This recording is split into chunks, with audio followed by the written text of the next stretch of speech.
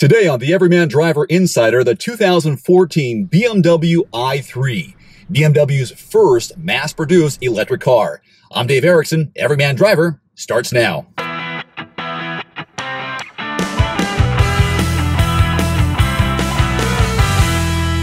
want to welcome Everyman Driver BMW Insider Bridger Price with us today. Our featured vehicle is the 2014 BMW i3. We're talking about an electrical vehicle.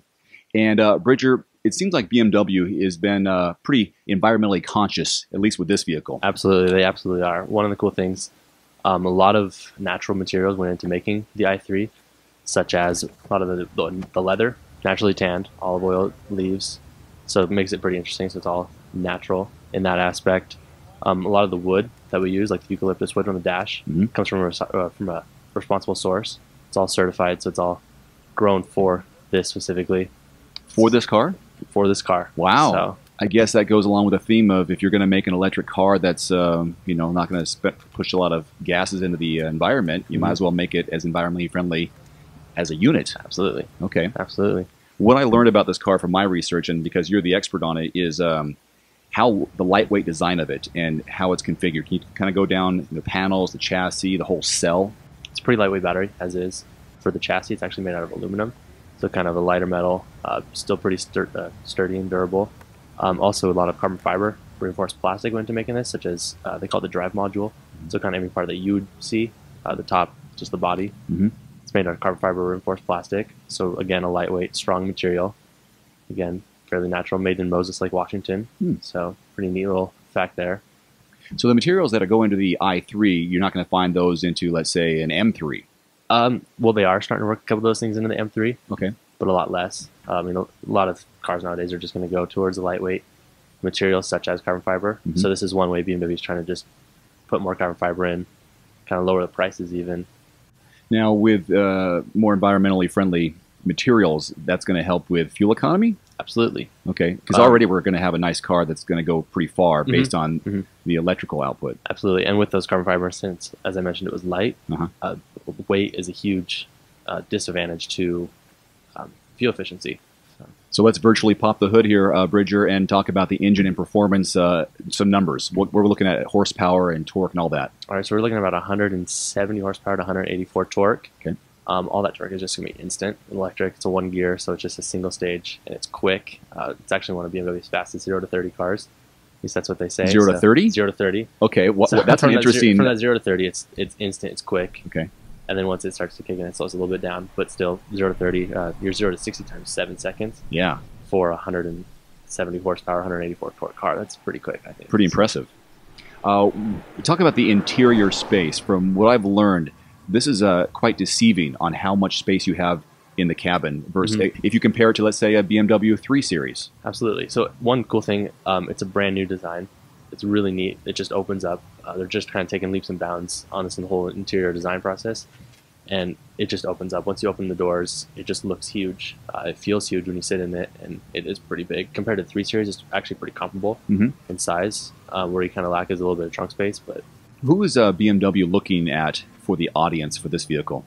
Just your efficient-minded person, people who want to leave less of a footprint on the environment.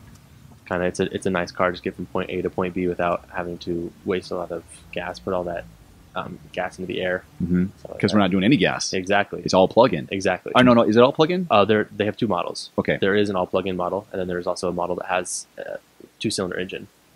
Okay. What's the range on this? So this one right here we're talking about, the i3, is a gas electric. Correct. So without the gas, you get 80 to 100 mile range.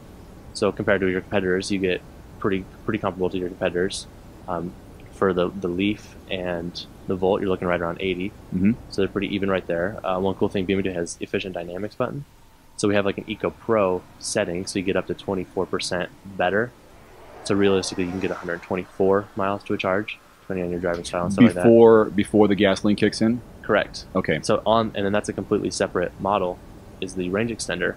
And with that range extender, you get a 2-cylinder gas-powered generator, in a sense. So every time that battery kicks below 7%, the generator kicks on and helps it take it to a total of 160 to 180 mile range. Wow. So BMW says, we will give you that option if you want to increase your range. Correct. That's pretty incredible. So talk about the competition. You mentioned the Volt and the Leaf, but we're talking about a different category of vehicle altogether. BMW is a very high-end luxury car, and you're talking about Chevy and Nissan. That's kind of, you know, that's a little bit lower tier. So who else is the competition? If you really wanted to stretch it out, we could say Tesla. Yep. But Tesla's double the price almost. Beautiful cars, absolutely beautiful cars. Kind of the revolutionary step in the electric world is Tesla. They're kind of one of the first people to do that. I mean, great range on those Teslas, and again, just a beautiful car. But for a more better priced car, you have your BMW i3. It's not too far above your Leaf and your Volt, so we're looking at about a $42,000 starting price range for the i3, and right around a $35,000 for the Volt and the Leaf. Okay, so not too bad if you want that name of being able to have, say, you have a BMW. It's not a huge difference, in my opinion. So BMW's other luxury competition manufacturer would be Mercedes. Yep. And they have anything that's comparable? Actually, they do. They are just now coming out with what they call the Mercedes B-Class. Okay. That's kind of brand new. Not a lot is out there on it.